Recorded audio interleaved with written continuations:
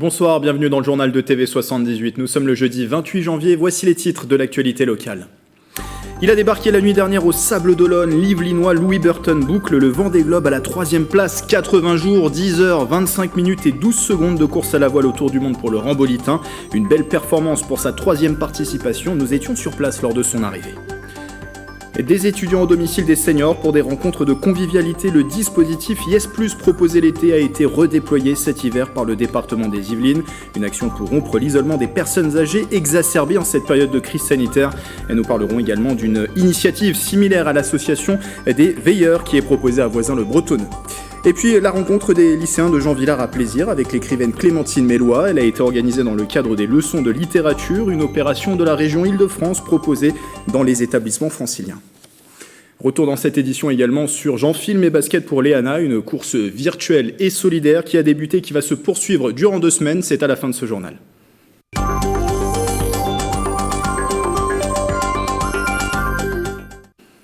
Louis Burton a donc terminé le Vendée Globe sur la 3e marche du podium. Au terme d'un parcours plein de rebondissements, l'Yvelinois est arrivé dans la nuit de mercredi à jeudi à minuit 45 heure française. Retour sur cette performance avec Michael Elmidoro et Bichente Merien Santisteban.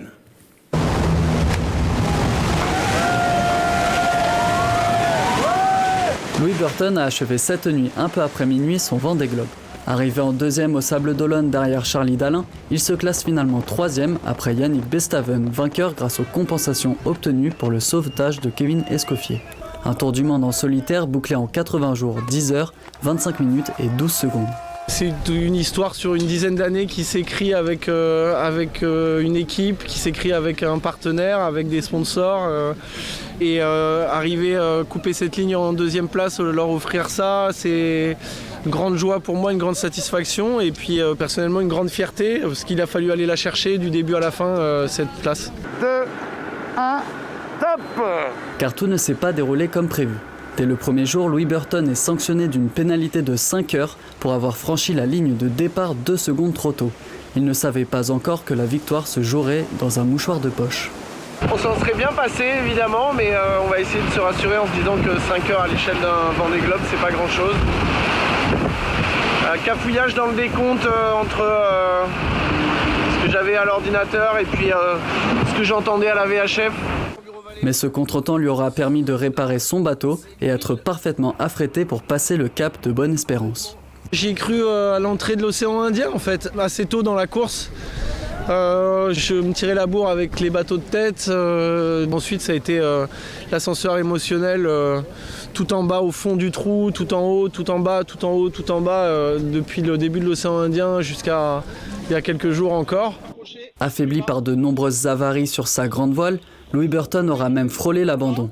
Nous sommes le 20 décembre, le skipper qui n'a pas dormi depuis 2 jours décide de se réfugier à l'abri des vents forts derrière l'île Macquarie, un petit archipel isolé au milieu du Pacifique.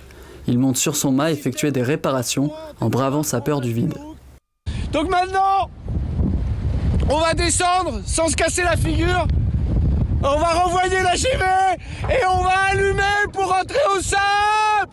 S'ensuit une remontée qui restera dans les annales du Vendée Globe, de la 11e à la première position en franchissant l'équateur pour remonter vers les Sables-d'Olonne. C'est une course étonnante le Vendée Globe, pour ça il faut être capable d'oublier complètement ses objectifs, ses ambitions sportives et juste s'accrocher à une chose, c'est rester en vie, rester sur son bateau et puis terminer.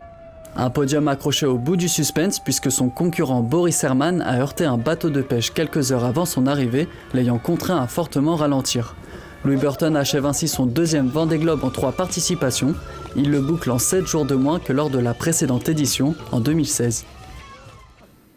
Bonsoir Michael Elmidoro. Bonsoir. Pour la rédaction de TV78, vous avez suivi cette arrivée au Sables-d'Olonne. Vous étiez sur place pendant 2 jours. Est-ce que déjà vous avez pu récupérer, malgré la courte nuit, on l'a vu, Louis Burton qui est arrivé dans la nuit au Sables-d'Olonne? Bon, je vous avoue, Grégory, je n'ai dormi que 2-3 heures, en plus avec la route, donc je suis un petit peu fatigué, je dois vous l'avouer. Bon, on va vous laisser après récupérer, mais d'abord racontez-nous. C'est une belle émotion, c'est racontez-nous cette ambiance justement. Vous étiez au plus près de l'arrivée, vous étiez sur un bateau pour suivre l'arrivée de Louis Burton au Sables-d'Olonne. Comment ça s'est passé? On imagine de la joie qui régnait hier?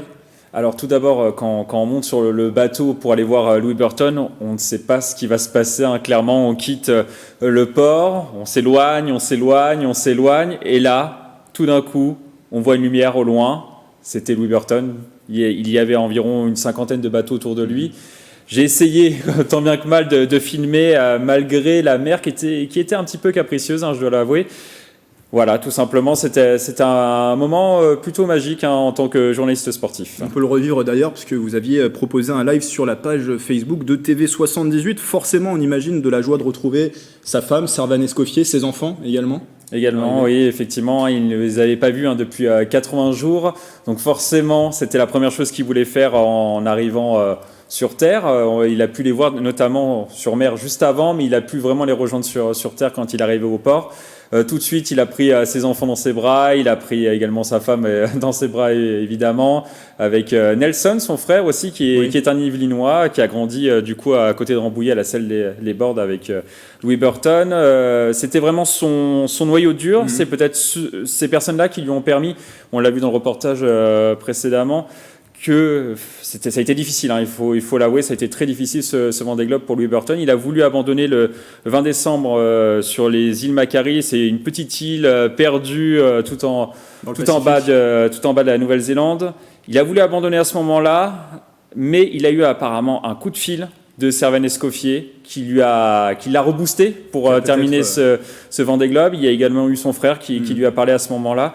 Du coup, ces deux personnes l'ont reboosté. Et du coup, il a fait ce qu'il a fait derrière, c'est-à-dire une superbe remontée pour arriver deuxième sur la ligne d'arrivée au Sable d'Olonne. On va en parler dans un instant. Et avec le scénario incroyable, il franchit la ligne hier à la deuxième position. Finalement, avec les compensations, il termine troisième puisque Yannick Bestaven a terminé le Vendée Globe grâce aux compensations à la première place.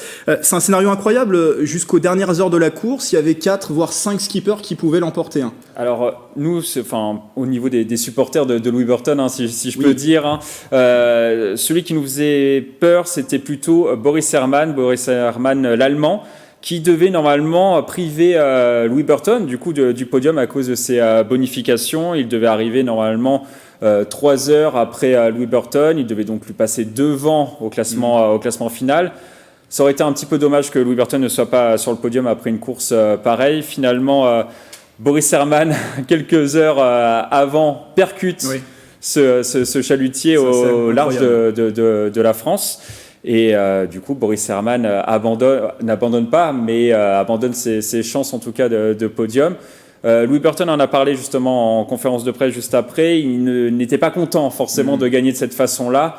Mais bon, on pense qu'il est quand même content finalement de ce podium. Petit coup du sort, parce que c'est cet accident qui a permis à Louis Burton d'accéder au podium. Et on rappelle que lors de sa première participation en 2012, il avait abandonné suite à un accident avec un bateau de pêche. Il avait percuté également un bateau de pêche.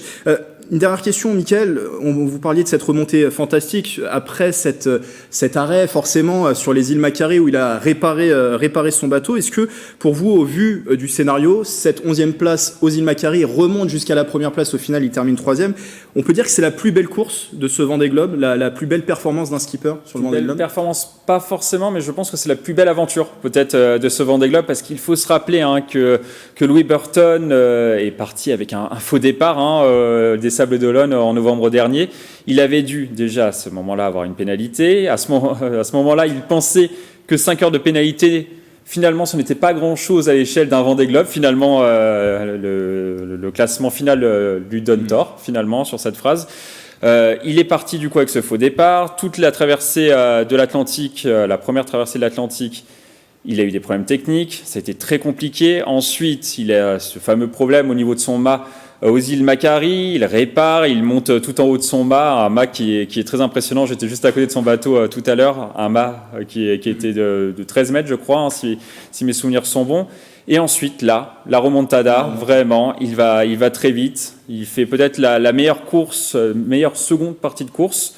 Il passe de la 11e à la première place. Dimanche dernier, il était premier. On pensait qu'il allait peut-être remporter la victoire. Et finalement, il termine 2e sur la ligne d'arrivée, 3e au classement final. Donc forcément, un très beau Vendée Globe pour Louis Burton. Un très beau Vendée Globe, on l'imagine, des souvenirs plein la tête pour lui. Bravo à lui et vous reviendrez sur cette performance, Mickaël, lors de l'émission 7-8 Sport. C'est lundi prochain sur TV78. On aura aussi l'occasion de reparler de cette performance dans l'émission de Talk Sport sur TV78. C'est le Si on parlait sport qui est programmé début février. Merci Mickaël d'avoir été avec nous. Merci Grégory.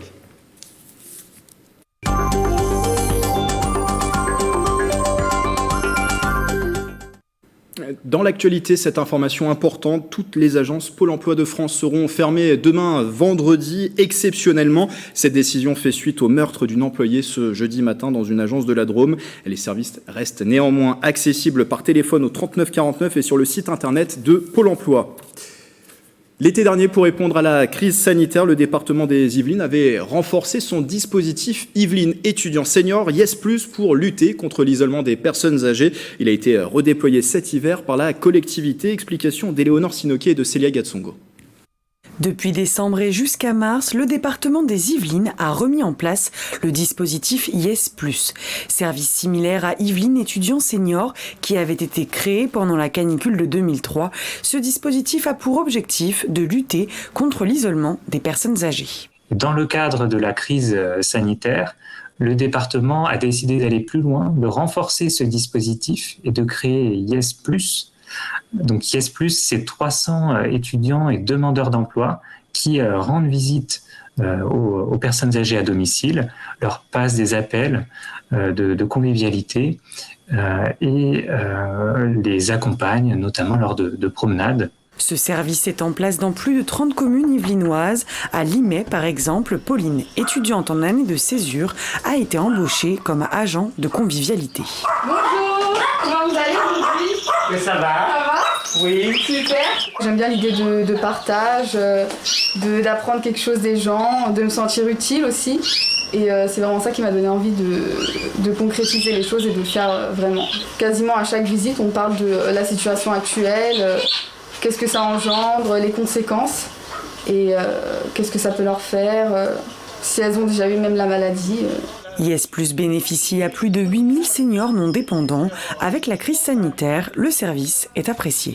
Ça me fait du bien parce que vu que je suis tout seul et puis que j'ai pas mes frères et sœurs qui viennent, je suis bien content d'avoir des jeunes qui viennent me voir, on parle, on va se promener.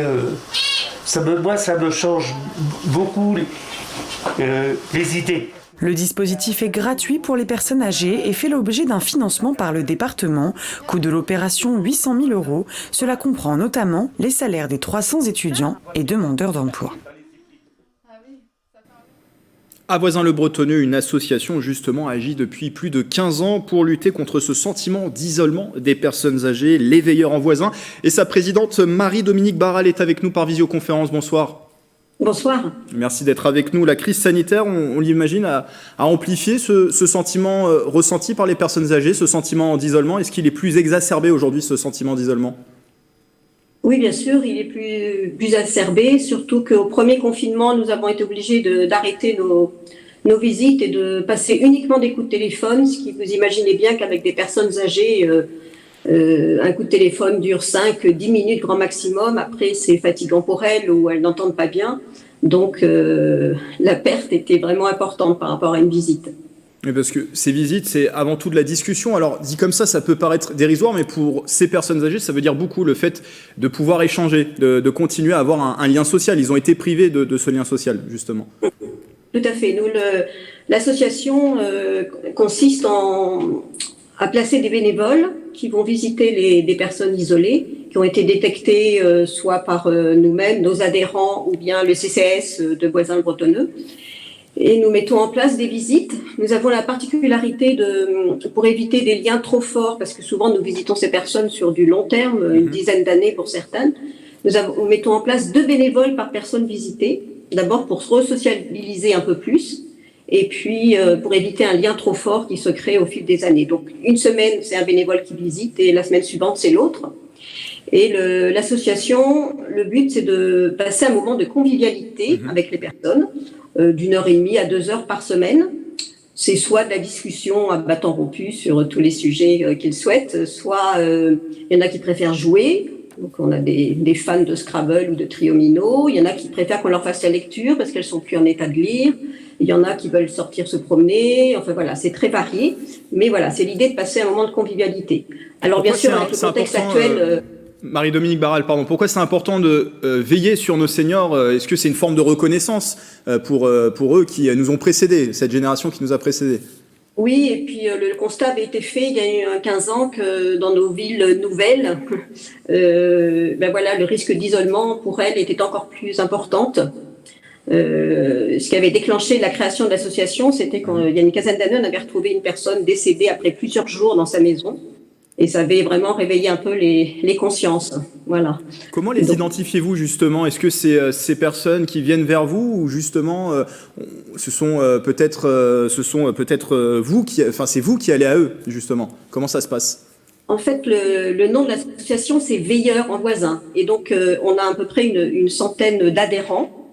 Et aux adhérents, on leur demande aussi d'être veilleurs, c'est-à-dire de veiller, d'être attentifs dans leur quartier autour d'eux sur les personnes isolées qu'ils peuvent remarquer et de nous les signaler. Et nous, après, nous faisons la démarche d'aller leur proposer les visites de nos bénévoles.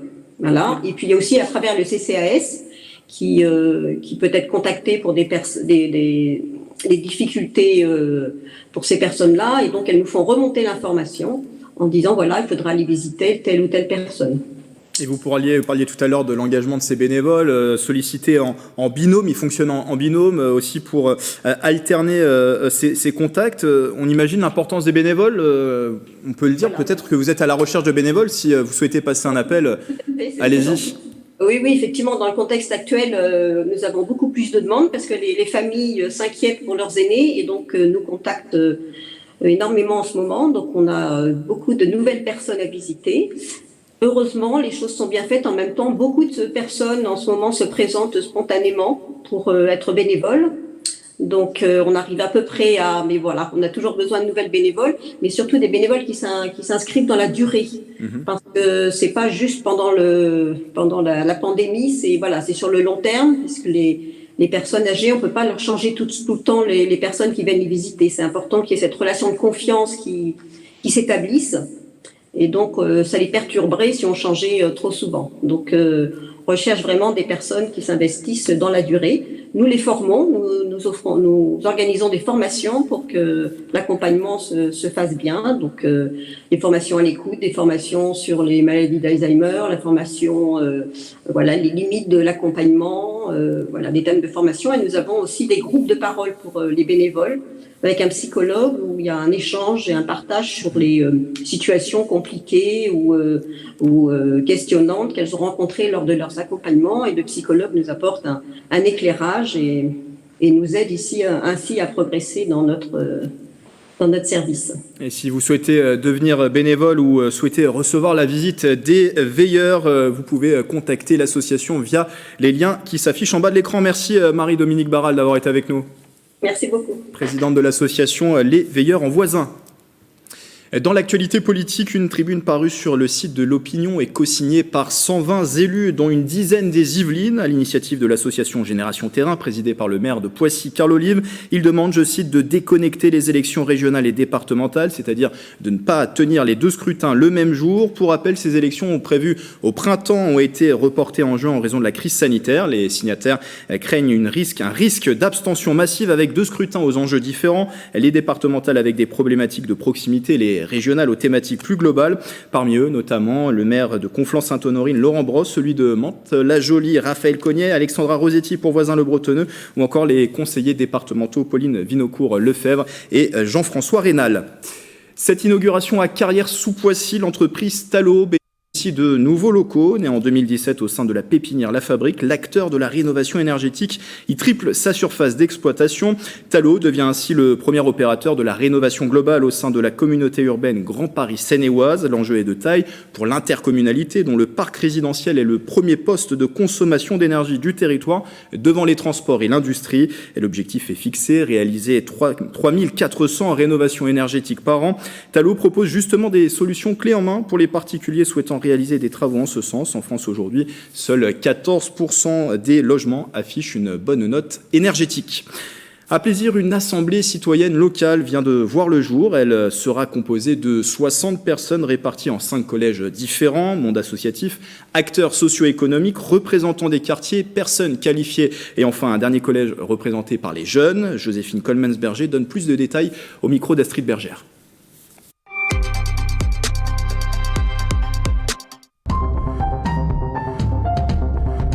Ce qui nous semblait important, c'est que plutôt que d'aller au-devant des personnes quand les projets commençaient, je dirais, à se structurer de façon un peu plantée, c'était de venir presque en amont pour une co-construction beaucoup plus importante et plus large, et surtout avec une représentativité intergénérationnelle et puis dans des secteurs complètement différents. C'est pour ça que nous avons mis en place des collèges de réflexion et de travail. Pour adhérer à ce genre d'assemblée citoyenne, il faut déjà être motivé, il faut avoir envie de le faire. Donc, on appelle les personnes à candidature, on les appelle à faire un courrier de motivation, ce qui me semble important. Il faut que cette volonté soit là. Après, il y a des choix qui vont être faits, bien sûr, par la collectivité. J'espère avant le mois d'avril pouvoir faire alors une grande messe, ça va être compliqué. Un rassemblement de 60 personnes, je pense que ça va être complexe parce que vu la situation sanitaire, ça risque d'être difficile, mais on aimerait bien pouvoir faire quelque chose de représentatif pour un lancement un peu officiel de ce grand conseil citoyen. C'est en ce moment la 4e édition des leçons de littérature. À cette occasion, le lycée Jean Villard à Plaisir a reçu une écrivaine pour parler de son parcours. Une rencontre enrichissante avec les élèves. Reportage de Célia Gatsongo. Ce sont 2 classes de première du lycée Jean Villard qui ont pu écouter le parcours d'une écrivaine. Ce dispositif appelé Leçons de littérature est proposé par la région Île-de-France. C'est la 4e année que ce lycée y participe. Pour les élèves, c'est une grande chance de rencontrer un auteur, d'écouter le parcours d'un auteur. Et alors, j'ajouterais que cette année, c'était encore mieux, encore plus important pour les élèves en cette période qu'on vit où pas de cinéma, pas de théâtre. Et cette année, c'est l'auteur Clémentine Mélois qui a partagé aux élèves son univers, ses lectures et son travail d'écriture. C'est surtout que c'est pas un cours de français. Donc j'ai beaucoup plus de liberté que les professeurs de français qui suivent un programme et qui mettent des notes. Là, c'est surtout un échange et c'est une parole très informelle où je parle simplement de ma façon à moi d'envisager mon métier et la façon dont je le vis en fait. L'écrivaine fait partie d'un groupe de travail qui s'appelle l'Oulipo, ouvroir de littérature potentielle. Objectif, écrire avec des contraintes et jouer avec les mots. Ce style d'écriture a intéressé les jeunes lycéens. Je ne connaissais pas vraiment l'Oulipo et j'en ai appris plus justement sur ça, sur des nouvelles manières d'écrire. Son idée de détourner des noms de romans, j'ai trouvé ça sympathique. Avec les listes de courses aussi, c'était rigolo. Comme elle inventait une vie à des personnages à partir de la liste de courses. L'auteur a une manière particulière d'écrire. On a pu voir du coup un livre au CDI sur les jeux de mots qu'elle faisait dans une de ses œuvres. Et je trouvais ça intéressant. De novembre 2020 à mai 2021, ce seront plus de 11 000 lycéens franciliens qui bénéficieront de ces leçons de littérature. Film et basket pour Léana, le nom de cette course solidaire et interactive. Pour Léana, c'est une jeune fille atteinte d'une maladie génétique rare. Les participants ont 2 semaines pour s'inscrire et réaliser leur performance. Chaque kilomètre parcouru équivaut à 1 € récolté en faveur de l'association Au Fil de Léana. Justine Brasier. Une course solidaire pour soutenir Léana.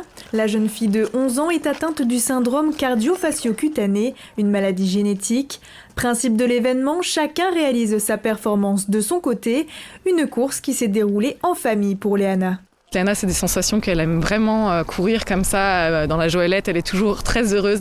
Elle était souriante, elle avait des cris de joie. C'est pour faire avancer l'association, c'est sûr, c'est bien comme ça. En plus, plein de monde le fait. Il y a une ambiance qui règne et on est ensemble, on s'entraide et puis on avance ensemble. L'inscription se déroule sur le site ProTiming jusqu'au 6 février. Pour participer à la course, plusieurs possibilités. Il y a 6 formats de courses, marche nordique et course à pied en 5 ou en 10 km. C'est 1 € du kilomètre. Ils le font chacun de leur côté, ça permet de pouvoir le faire où qu'on soit en France ou sur le monde. Et une fois qu'on a fini notre course, en fait, on renseigne directement sa performance sur le site. Léana a participé à la course en joëlette. La famille a travaillé en équipe et s'est relayée pour courir les 10 km, une course réalisée en 1h10. Sachant qu'on a marché, on a fait des échanges pour la joëlette, donc on est content de notre temps.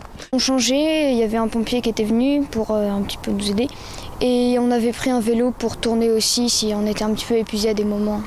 Objectif de cette course virtuelle, récolter des fonds pour l'association Au fil de Léana, un budget pour financer des équipements pour enfants porteurs de handicap et acquérir un vélo cargo pour Léana. Pour qu'on puisse partir en VTT avec ses frères, et c'est un vélo dans lequel en fait on peut l'asseoir et asseoir également son chien avec elle, et ça nous permet d'être autonome et de pouvoir partir dans les champs en famille. Pour l'heure, près de 400 personnes se sont déjà inscrites à l'événement. C'est la fin de ce journal, merci de l'avoir suivi. Demain vendredi, vous retrouverez Éléonore Sinoké et Célia Gatsongo pour le 7-8 Week-end, l'émission de la rédaction pour bien terminer la semaine au gré de l'actualité et d'idées loisirs. Très belle soirée avec TV78.